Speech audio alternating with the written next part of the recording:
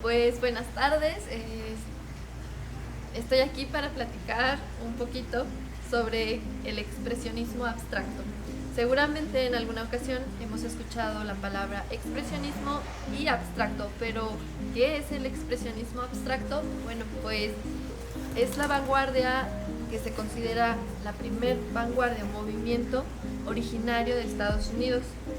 Para comprenderlo, hay que irnos un poquito al contexto y qué estaba pasando en esa época. Bueno, pues acababa de finalizar la Segunda Guerra Mundial, aproximadamente en 1945, y también hay que entender que en este momento muchas personas europeas buscaban refugio fuera de Europa, y uno de los lugares más que centraban más a estas personas pues era Nueva York.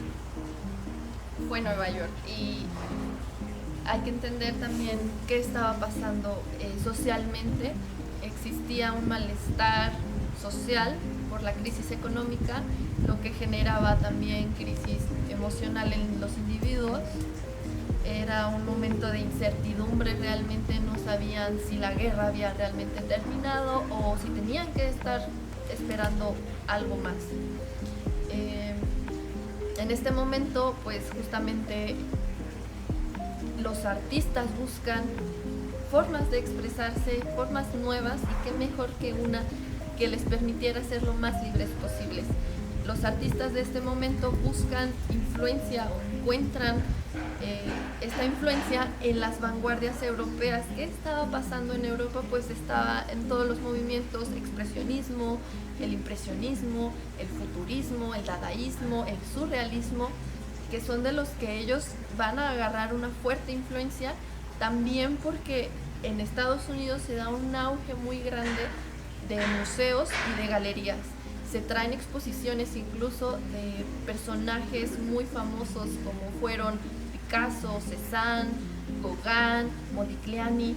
Entonces, pues los artistas de Nueva York se sienten muy influenciados y se sienten muy compaginados con ellos, con lo que están viendo, y encuentran más allá de esta influencia visual, estética, sino más bien como la influencia en la idea de romper con el academicismo, de buscar nuevas formas, de dibujar los límites que existían en el arte, qué era lo correcto en el arte, qué estaba mal. Ellos no les importaba esto. Ellos lo que querían era expresar su sentir, y es algo que encuentran en conjunto estas personas, que de hecho ellos ya encuentran como un cobijo, como una amistad entre ellos, hacen exposiciones juntos, y más allá del nombre que les da la prensa, que sería el expresionismo abstracto, ellos se identifican más como la escuela de Nueva York. Entonces, este es un arte libre en la que los colores y las técnicas podían ser tan variados como se desease. Tenemos en común, o encontramos que algo que comparten estos artistas es la búsqueda de la expresión del ser, encontrar un reconforte en simplemente hacerlo, en lo que estaban pintando. Encontramos también que están dos corrientes. Está el action painting, que buscaba más la expresión de la técnica, en qué pasa si hago en un lienzo enorme y me tiro y pinto y veo cómo se mueve la pintura. Y por otra parte, el colorful painting, que se trataba más de explorar las tonalidades de los colores. ¿Qué pasaba si mezclo un rojo y pongo al lado un azul, un naranja?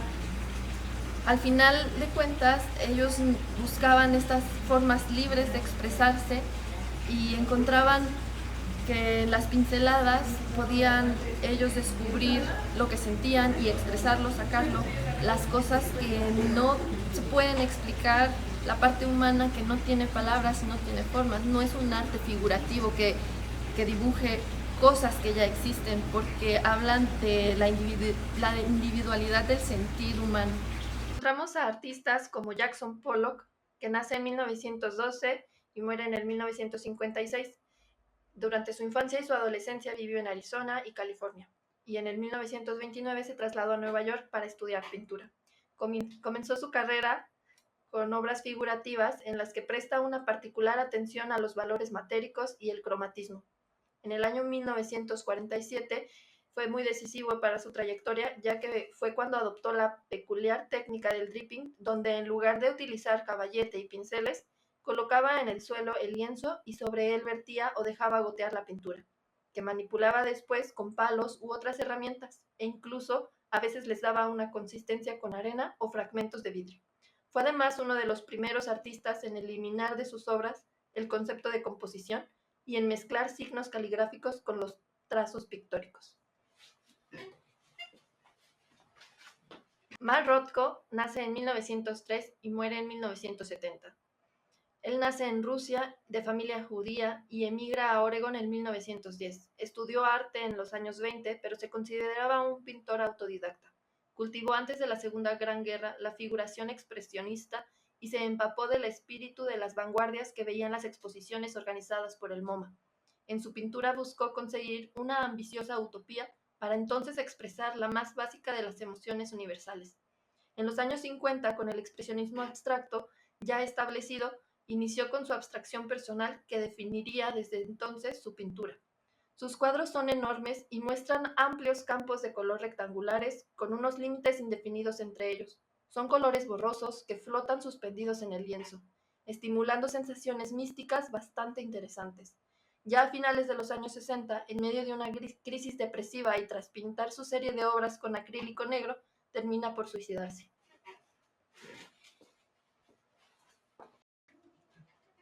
Otro artista importante dentro de este movimiento es Willem de Kooning, que nace en 1904 y fallece en 1997. De Kooning mezcla la figuración y la abstracción con gestualidad y cromatismo lírico. Su estilo, tanto el abstracto como el figurativo, fue constituido mediante gestos pictóricos valientes, a veces directamente agresivos, incluso su obra no es para nada precipitada. Amado por muchos y odiado por otros, su obra se mantiene entre el gusto y el desagrado, pero sin duda su trabajo sería muy importante dentro del expresionismo abstracto. Tardaría unos años hasta que el MoMA compró una de sus obras y allí empieza la fiebre de Kooning. Entonces, para finalizar este pequeño viaje por el arte abstracto en la historia del arte, nos invito a que la siguiente vez que veamos una obra abstracta o las que siguieron después de estas corrientes, preguntarnos más allá de juzgarla por no ser un arte figurativo, por ser objetos a los que estamos acostumbrados ya a ver, cuestionarnos igual como hizo el artista al plasmarlo, ¿qué me hace sentir? ¿Qué siento? ¿Qué pienso? ¿Qué me hace reflexionar? Hundirnos en las pinceladas y en los colores y permitirnos hacer un viaje interno y cuestionarnos nuestros pensamientos y nuestros sentimientos. Hasta la próxima.